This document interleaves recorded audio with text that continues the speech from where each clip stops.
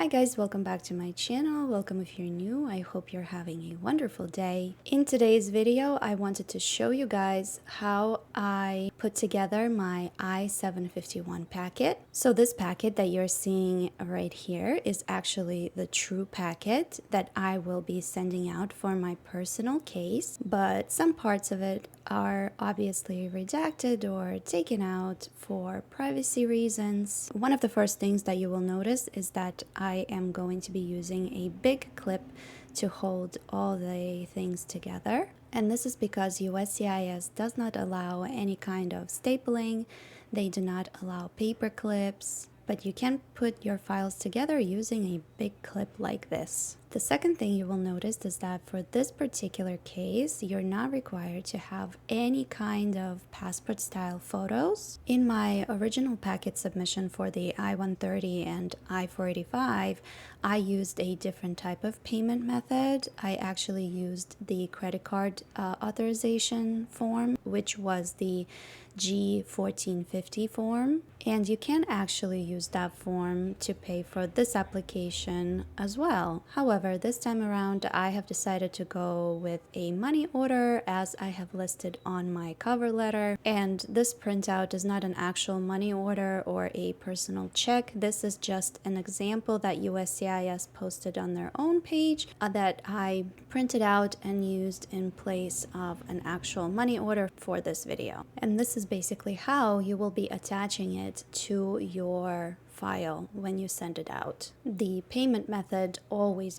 goes on top of the entire packet. And as you can see in the cover letter, I also listed it out as the first thing on the list. You can also check out the cover letter sample video that I just made recently. I will also link this video in the top right corner of this video right now, so you can go and refer to that video in terms of how to organize your cover letter, and also you may use that video as a general guide for you to figure out which supporting documents and what kind of evidence you can be including with your I-751 packet. As you can see, after the payment method, we typically include the actual cover letter. And as you can see, the order of things as they are listed on the cover letter is the exact same order in which I put together the forms, the supporting documents, and the evidence in the packet. So as you can see, right after you include the payment method and the cover letter, the next thing that should go in order is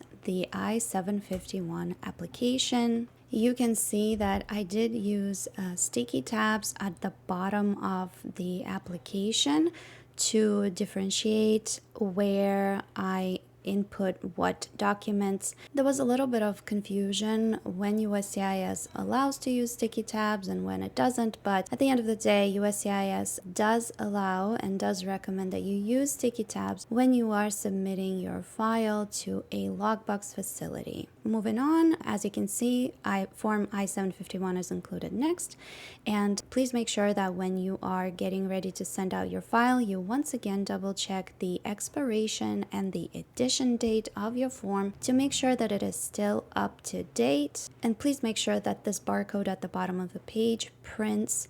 If your printer is set to a different format and cuts off the barcode, you definitely want to make sure that you go into your printer settings and figure out how to print out this form with the barcode at the bottom. Next, after the Form I-751, I included a copy of my green card, a copy of our marriage certificate, and then the rest is the additional evidence that proves our bona fide marriage over the past 2 years since I received my conditional green card. Any evidence that you have already sent to USCIS in your prior case, you do not need to be sending again. You only need to be sending any new evidence that you have acquired. So as you can see here, I included our leases together, our jointly filed tax returns, our health insurance together. I included affidavits from friends and family. I included our mortgage pre-approval, included our bank account statements. And towards the end of the application, I have included our travel itineraries from the trips we have taken together, as well as the photographs of our marriage over the past 2 years. And as you can see, I printed the photos in color on a regular printer size paper so that it's easier for the person reviewing the file to manage. I do have a video talking about the best way to attach photographic proof of your relationship with your immigration file, so definitely check out that video. And as you can see, every single photo is annotated, who is in the photo, when it was taken, and where. And as you can see, aside from the photos, I also included screenshots of public social media posts that show the date that it was posted, that shows public comments from people.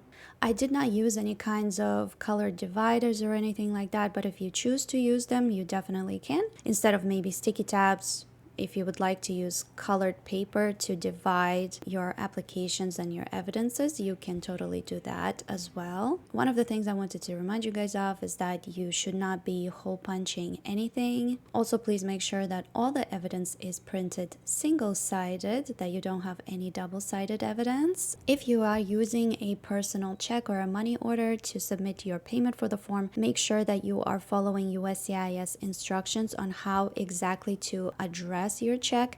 It must be addressed to U.S. Department of Homeland Security, spelled out exactly as it is on this example. No abbreviations, no USCIS, no USDHS. This is exactly how you will be addressing your check or your money order. Obviously, the sample was borrowed from USCIS side, so it's for an entirely different application, but as you can see, you want to make sure that the amount you're paying is correct. The total for this form as of now is $680, and that does include biometrics fee. And also on the check somewhere or on the money order, you can make a note exactly what this payment is for. Anytime you have to fill in parts of the form using a pen, or when you are signing your form before you are sending it out, make sure that you are only using a black ink pen. Please remember that all signatures must be wet signatures, which means they must be original signatures written in pen. Do not miss out any pages. And also, when you're printing out a form, every USCIS application has an additional information page at the very end. It is usually the very last page of the form. Even if you're not writing anything on the additional information page, you still must print and include it with your application. If any of the pages of the form are missing, USCIS is likely to reject it and has to send it back to you because the application is incomplete. So please don't forget to print and include the additional information page, even if it is completely empty. The other question that I get is, does everything have to be printed in color? And the answer is no, everything can be black and white. Even photographs can be black and white if you don't have an ability to print them in color. In my personal packet, photographs of our relationship is the only thing that I printed in color. Also, don't forget that you should not be sending any original documents with your packet unless USCIS specifically requests it down the line. You should be only sending copies of the original documents. And as you can see on the cover letter, I also listed it out that everything was a copy, with the exception of the sworn affidavits from family and friends. Those I included as originals with their original signatures on it, but obviously I also made a copy of those affidavits to keep for my own records. So this is what my file looks like at the bottom. And finally, once I put this file together, once I clip it together, I'm going to put it in a clear envelope like this. And then I'm going to put it in a regular mailing envelope that is provided either by USPS, or you can put it in whatever mailing envelope you are given if you're using UPS or FedEx, for example. And don't forget that when you are mailing the documents, write the correct address of the lockbox facility on the envelope where you're sending it. Double check the mailing address once again the day of mailing, just to make sure that they didn't change anything. And also on the the actual mailer, you can also write somewhere in the corner what exactly you are sending inside that packet. So you can list out, for example, I-751, and then you could say, for example, original submission. So I hope that you found this video useful. Please let me know if you have any additional questions or comments. Tell me about your own personal case, and I hope to see you guys in my next videos. Bye!